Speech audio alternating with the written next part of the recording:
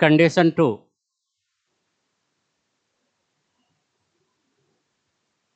Image at D. पहले diagram देखिए फिर एक्सप्लेन करेंगे, ध्यान से देखिएगा। यह ऑप्टिकल सेंटर और ये क्या हो गया, फोकस। इमेज कहाँ होनी चाहिए, डी पर, और ऑब्जेक्ट यहां रखेंगे तो ये हो जाएगा यू। इसमें यू अननोन रहेगा, फोकस नहीं रहेगा। कारण बताता हूं, अगर आप ऑब्जेक्ट फोकस पे रखोगे तो इमेज इन्फिनिटी पे बन जाएगा, लेकिन हमें इमेज कहाँ बनाना है, डी पर। ये जो यू अननोन है, पहले इसकी कैलकुलेशन करेंगे। तो बताओ इसको क्या लिख के कैलकुलेशन करोगे, object distance is equal to what. Sign convention use करना तो सीख जाओगे। यू पॉजिटिव है कि नेगेटिव, हाँ या ना, या प्लस माइनस में जवाब दो। हाँ, भी कितना है अकॉर्डिंग टू डायग्राम, -d। और एफ कैसा है, पॉजिटिव है।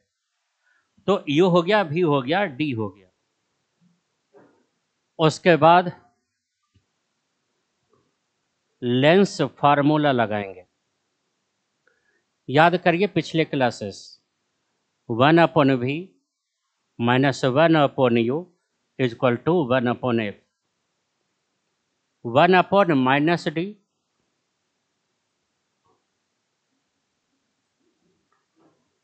1/u is equal to 1/f plus 1/d। तो 1/u इज इक्वल टू, इसका एलसीएम हो जाएगा df, और ऊपर हो जाएगा d प्लस f। तो 1/u का वैल्यू ये है, लेकिन ध्यान दो कि आपको 1/u से मतलब नहीं, आपको u से मतलब है। ऑब्जेक्ट डिस्टेंस लिखना है ना, तो हम यहाँ u लिखेंगे जो इंपॉर्टेंट होगा।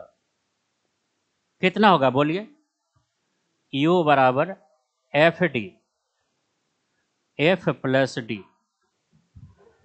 तो प्रश्न यह है कि अगर मुझे डी पर इमेज बनानी है तो मैं ऑब्जेक्ट कहाँ प्लेस करूं, इसका क्वेश्चन आता है, जिसका आंसर ये रहता है।